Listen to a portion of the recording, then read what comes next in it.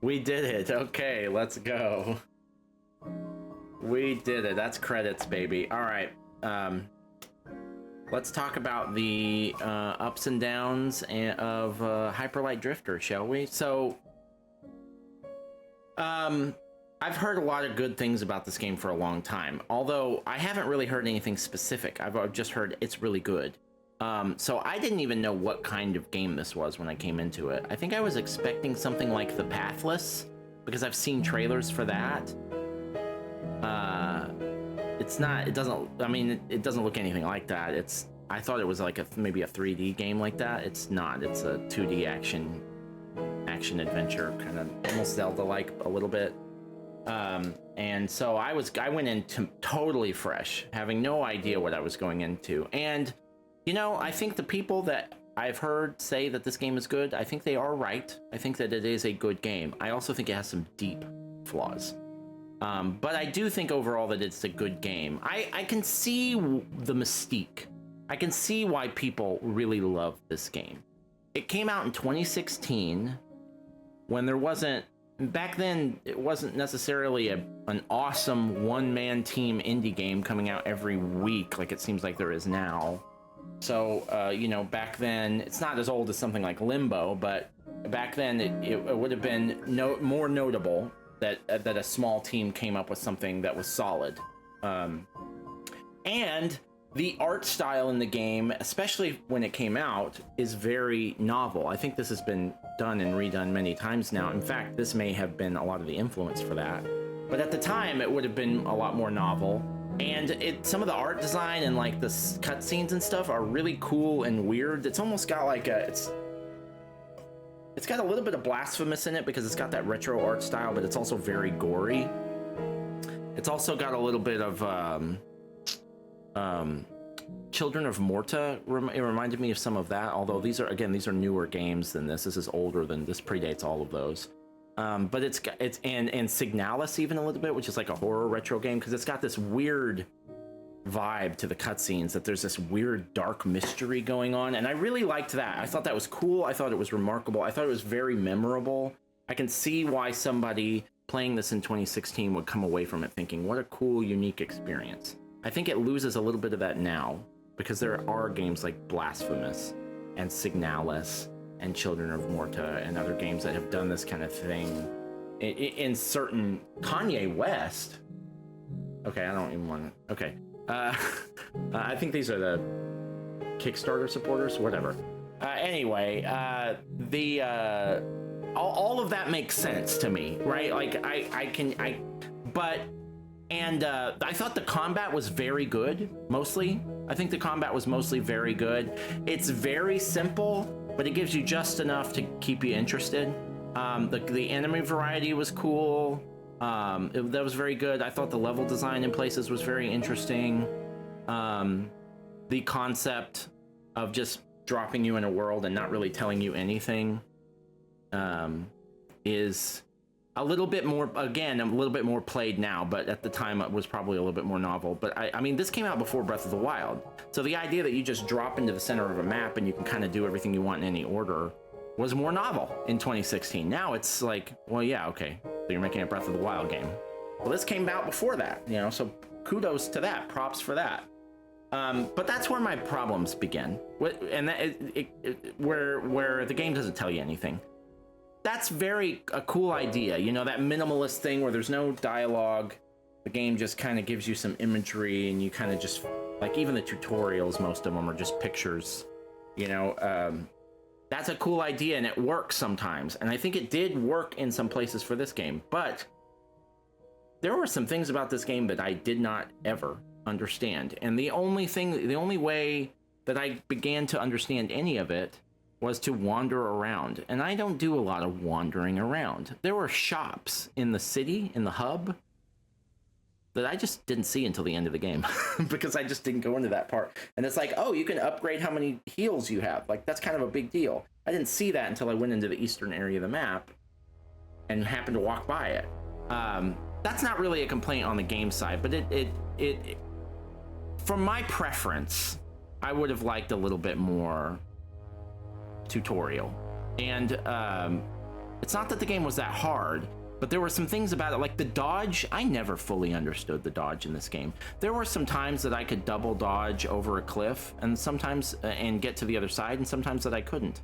I think the times that I could might have been unintended, like I was cheesing the game unintentionally, but I never really understood the mechanic.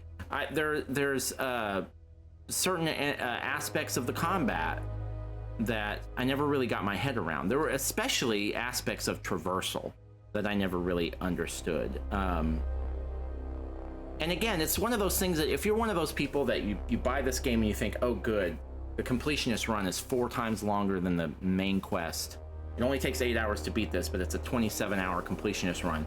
Great, I'll get my money's worth with this. I buy 4 or 5 games a day or a year like a normal person, and I want to get every ounce out of this game that I can. These aren't problems for you. These aren't problems for those people because they're going to do all that extra stuff anyway. I've never been that type of gamer. Even before I started playing a bunch of games like I am now, I was never the type of guy that was gonna do, like, I want to know where the main quest is. I want to keep it moving, you know? And so for me, for that, someone with that preference, I found this game to be a little bit frustrating because in some of the levels, like, it was, oh God. Okay, so some of the levels, you have to get these little pieces, pie pieces, in order, enough of them to in order to unlock the boss or whatever. And they put them on your map. And then apparently there are some other ones that you can find that aren't on the map and they're secret extra or whatever, and you can unlock extra doors or whatever. That's fine. To have extra side content that's optional, that's all fine. But the ones that are on your map, they shouldn't be hard enough to find that it's like some secret. I found one of the, I had to look it up. It was the one time I used a walkthrough in this game. One of the pie pieces was behind what is effectively an illusory wall. There is absolutely no way that you're gonna find that item unless you're checking every wall for holes. You're not gonna do that. I got really frustrated by that because I honestly, my opinion is that that's just bad game design. Again, if you're gonna have stuff like that that's extras, that's optional, fine. But if you're gonna, like, you can't get to the boss until you do this, I freaking hated that crap. If you're gonna do that for the extra ones, fine. But I got really frustrated a couple of times in the levels because I could not figure out where to go. And the only way eventually to figure it out was like secret crap. It didn't happen that often, but it did happen a couple of times and I hated it. I also didn't love the UI. I thought some of the parts were unintuitive. Again, they didn't really explain much. I didn't really understand what was going on with some of it. When it comes to the boss fights, I thought most of them were good. I didn't think any of them were great. I had the most fun with the final boss fight, but I don't think it was a great fight because it was janky. The hitboxes were weird. It was one of those things where if you get hit once, you're basically dead because it'll just pull you into the hitbox even if you're not really anywhere near it. So I fought way harder bosses this year than this guy. I think he killed me 20 times or so, which is, you know, respectable. But most of that was because I had plenty of healing, I was doing fine, and then I got hit once and I couldn't get away because I just got stun locked into dying. That's really the only way the final boss killed me, was just stun locking me over and over again. Most of the other bosses I didn't have a lot of trouble with, but they were fun because the combat was fun and the movesets of the bosses were fun. I liked all of that, but I do think especially the final boss and a couple of the other ones had a little bit of jank that was a little bit unfortunate. All in all, I think this game is, I think it's a mixed bag. I think it's mostly good, but I think a lot of what really makes it good shone brighter in 2016 than it does now. I did really enjoy the game, to be clear. I did really enjoy it. It's definitely more of a positive than a negative. But I do think I think there were some issues with, again, hitboxes, boss fights, stuff like that. The map and the level design and like where some of the required stuff was hidden, the lack of tutorial, the UI. I think it had a lot of little problems. I think the game has a lot of little problems. There's nothing game breaking about it. There's no deal breakers. But I think it did have a lot of little problems. But I did enjoy it, and I'm glad that I played it. And now that I've beaten this one, I'll be looking forward to playing the new one at launch. whenever that ends up being. I'm not going to play early access. I'll play it whenever it comes out on 1.0. All right, last couple orders of business. The bottom center of the screen says that we have beaten 90 games this year and 537 since we started doing this. Those numbers are lying to you. We've now beaten 91 games in 2024 and 538 since we started doing this in 2020. Let's go. All right, last order of business here. Can I just... I'll tell you what, I'm good. Hyperlight Drifter, it has been fun.